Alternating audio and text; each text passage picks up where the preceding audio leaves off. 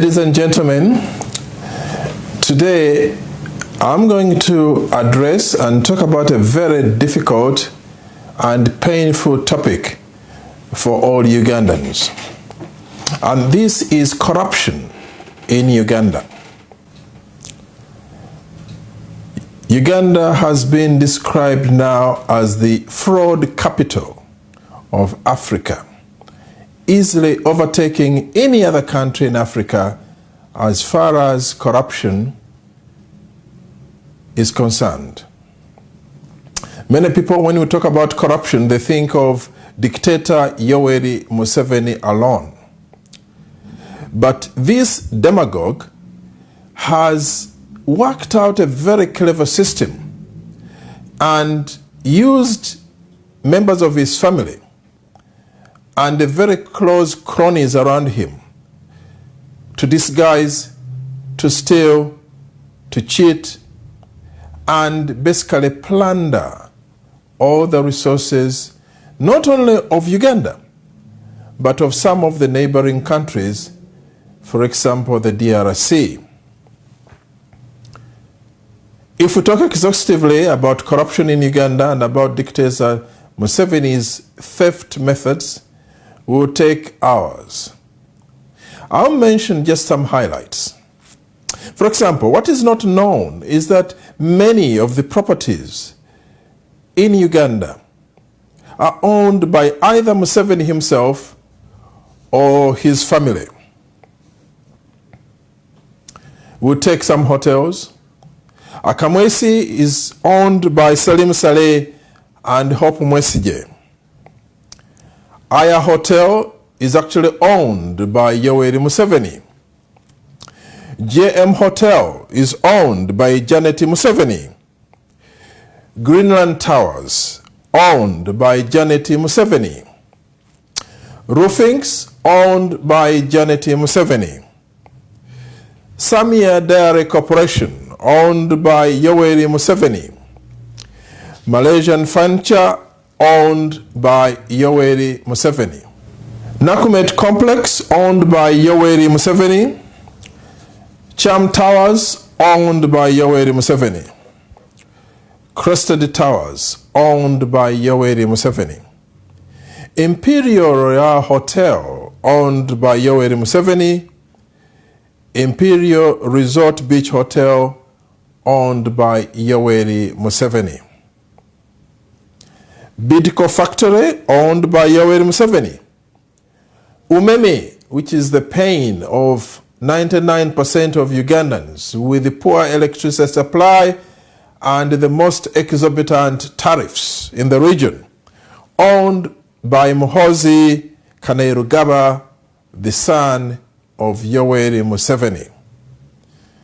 Uganda Telecom, owned jointly by Muhoozi and Janet Museveni. Entebbe International Airport, owned by Yoweri Museveni with some interest of Sam Kutesa. Orient Bank, Sam Kutesa. Garden City, Yoweri Museveni. Zain, Salim Saleh. Warid Telecom, Amelia Chambade. MTN Uganda, Yoweri Museveni. The ARV's Drug Factory, Yoweri Museveni. Speak Resort Munyonyo, Yoweri Museveni. WBS Television, Yoweri Museveni. There are many, many, many others. And for most of these properties, Yoweri Museveni and his cronies did not earn these businesses, did not establish these businesses from scratch as a normal businessman would do. Either they took over in the guise of privatization, or they took over from individuals like the former Greenland Bank, stolen from the owner and proprietor, Chigundu, or using other people and using government money, pretend that these are national assets when actually behind the doors, they are owned and controlled by none other but Yoweri Museveni and his family.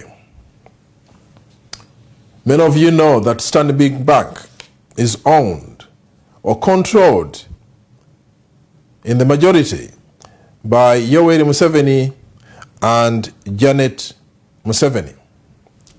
The Kalangala Palm Project, where thousands of people were displaced, their land taken, and poorly compensated, if at all, owned by Yoweri Museveni. Apart from those properties listed, there are hundreds and thousands of other properties, particularly shop arcades, land holdings, private residences, which are perpetually on the surface owned by Ugandans, for example, Chirumira, but in real fact are owned by Museveni, and these are just a front.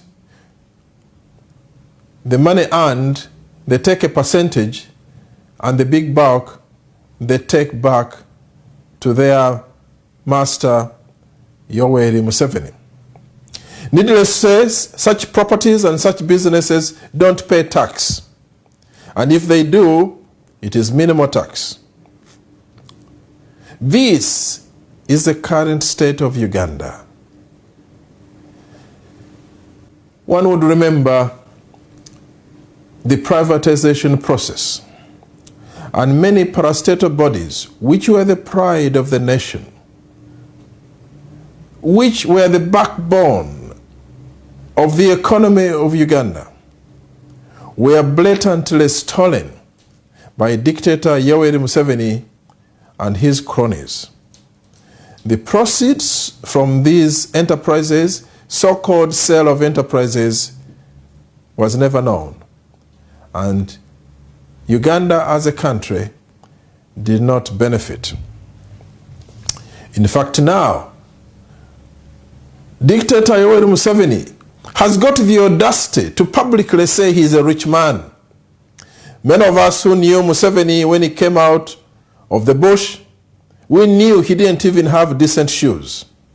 We knew that he did not even have a decent house in Rachitula. And during the Bush War, he did not have a penny. The money was collected by Ugandans hoping to salvage their nation, not knowing that they are jumping from the frying pan into the fire. One of the biggest backbone of fraud, theft, and corruption in Uganda is Museveni's brother, Salim Saleh. I've mentioned just a few things that he owns. But some of you may not know that this goes much, much deeper. When Museveni came into power, he devised a means of starting what was called a security company, Saracen. Now, this is the force behind evictions, behind looting, behind theft, behind arms dealings, and behind invasions around the eastern Great Lakes region. Saracen is known to have armed deals, illegal armed deals. Saracen is known to be at the forefront of the looting of minerals from the DRC. And Saracen is known to be at the forefront in now stealing and dealings with Southern Sudan. Salim Saleh owns 45% of Saracen and Branch Energy 25%. Both of these initially were subsidiaries of a very infamous outfit called Executive Outcomes. This apparently disappeared and now is disguised under many forms, but principally under a company called Lifeguard. Fellow Ugandans, you know what is happening with the oil deals. This is a long story. You know what's happening to gold in Karamoja. This is a long story. And all these are being stolen in broad daylight without shame by dictator Yoweri Museveni and his cronies. Now, I've not talked about government projects yet, where the money either borrowed or donated or given to Uganda is blatantly squandered and stolen without shame. The Education Ministry is a good example with the primary school project, Education for All. Thousands and thousands of millions of shillings.